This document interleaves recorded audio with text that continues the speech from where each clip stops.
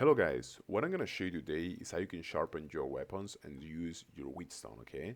Now, as you guys know, once you use your melee weapons, such as your sword or your dual edges, for example, they're gonna get weaker and they're gonna become unusable after a certain point, okay? And you actually have to sharpen them, okay?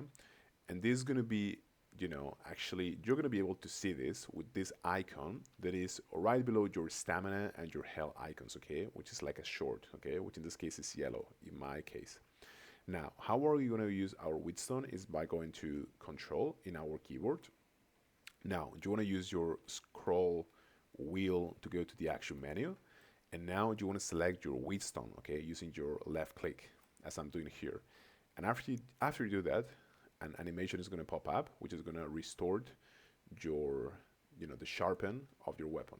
Okay, so that's pretty much it, and that's how you can do it. Thank you so much.